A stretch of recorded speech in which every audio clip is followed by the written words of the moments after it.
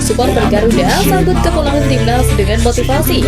Kode keras Ryan Flamingo ingin bela timnas Indonesia. Reaksi tak menyangka Martin Paes, media Korsel ungkit sosok MPY. Tantangan timnas Indonesia di rontok kualifikasi Piala Dunia. Assalamualaikum warahmatullahi wabarakatuh. Salam olahraga. Supporter Garuda sambut kepulangan timnas Indonesia dari Jepang.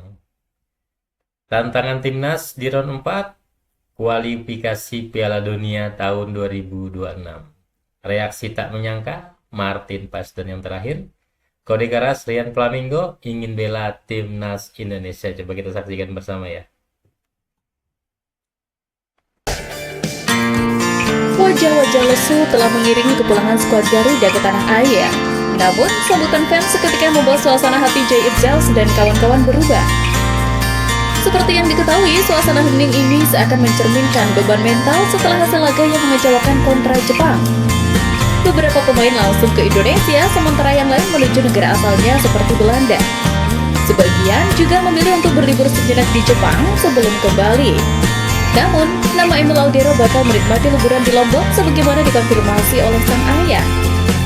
Emil, yang baru saja mendapatkan debutnya di timnas Indonesia, selayaknya akan menikmati suasana tanah air yang kini membesarkan namanya di panggung internasional. Sementara para pemain lain seperti Ole Romney hingga Misil Garth bukan tidak mungkin akan kembali ketagihan menjalani liburan di Bali. Meski sempat kecewa lantaran kalah telak dari Jepang, para supporter Garuda sendiri tak lelah menyambut kedatangan pemain timnas yang telah berjuang. Garuda fans menilai wajar bahwa kekesalan menyelimuti suasana yang terjadi saat ini. Namun, dengan kualitas Jepang sudah sepantasnya, semua pihak menyadari dan memilih untuk membangkitkan mental para pemain. Terlebih jalan timnas Indonesia menuju ke sana masih sangat panjang, terutama menghadapi kerasnya persaingan di round 4 yang akan dihuni oleh negara-negara dari Timur Tengah. 1. Hanya dimainkan dalam satu jendela FIFA Matchday. Babak keempat hanya dimainkan dalam satu jendela FIFA Matchday, yaitu 8-14 Oktober. Dengan demikian, tidak ada ruang besar bagi timnas Indonesia untuk berproses dan menjadi lebih baik saat babak keempat sudah berjalan. Ini beda halnya dengan babak kedua dan ketiga yang berlangsung selama berbulan-bulan, sehingga Indonesia punya ruang untuk meningkatkan kualitas. Materi timnas Indonesia saat laga pertama babak kedua dengan laga terakhir babak ketiga pun sudah jauh berbeda. 2. Tidak ada ruang kesalahan. Dengan tiap grup diisi oleh 3 tim dan hanya juara grup yang bisa lolos langsung ke Piala Dunia, otomatis tak boleh ada celah sedikit pun untuk kesalahan. Satu kekalahan di laga pertama itu berarti timnas Indonesia sudah harus bergantung pada hasil lainnya di grup tersebut. Belum lagi berbicara soal risiko cedera, kelelahan, hingga akumulasi kartu yang bakal berdampak langsung pada laga berikutnya. 3. Lokasi. Sejauh ini belum diumumkan lokasi pertandingan babak keempat kualifikasi Piala Dunia 2026 yang bakal dilakukan terpusat. Namun, bila lokasi tersebut di luar Indonesia, hal itu akan kembali jadi tantangan tambahan. Dalam keberhasilan lolos ke babak keempat, skuad Garuda benar-benar memaksimalkan faktor tuan rumah dan dukungan luar biasa supporter. Dari 12 poin yang didapat, 10 diantaranya diperoleh di kandang. Kondisi ini membuat tim Merah Putih bakal berjuang keras untuk bisa mengamankan poin bila laga dimainkan di luar Indonesia. Martin Paes menjadi salah satu pemain yang menjadi sorotan di balik perjuangan timnas Indonesia pada bulan ini. Sebab kiper FC Dallas tersebut tidak dimainkan sama sekali oleh pelatih Patrick Kluivert untuk alasan yang berbeda.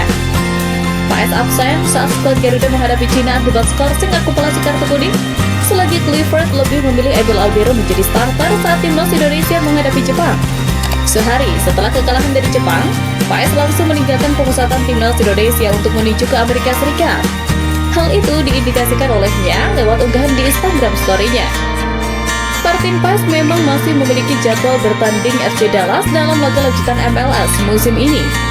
Berbeda dengan Martin Paes, beberapa para penggawa Garuda sudah bisa berlibur bahkan kembali menikmati suasana di tanah air. Menariknya, di balik perjuangan skuad Garuda hingga menjadi sorotan lantaran kalah telak lawan Jepang, media Korea Selatan turut mengungkit sosok Sintayong. Mayoritas mereka membandingkan hasil akhir pertandingan timnas Indonesia melawan Jepang di era STY. Kekalahan telak 0-6 timnas Indonesia dari Jepang, apakah mereka merindukan Sintayong? Tulis salah satu media Korsel, dan masih dari sumber yang sama, timnas Indonesia era Kluivert dianggap hanya tergantung pada beberapa pemain. Kondisi tersebut yang jadi pekerjaan rumah bagi Patrick Kluivert jalan ronde keempat kualifikasi Piala Dunia 2026 zona Asia.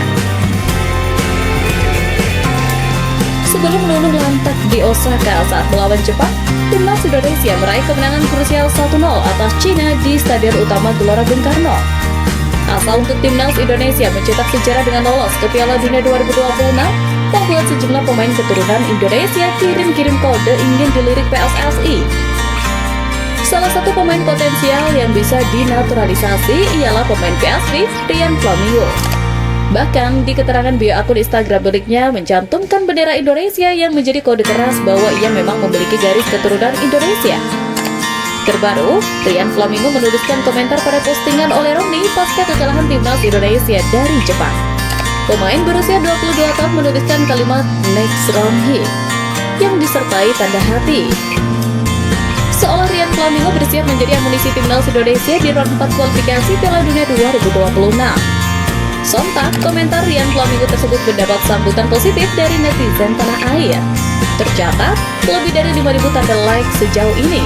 Bahkan warganet merayu Ryan Flamingo untuk mengikuti jejak oleh Romli yang memilih untuk membela timnas Indonesia.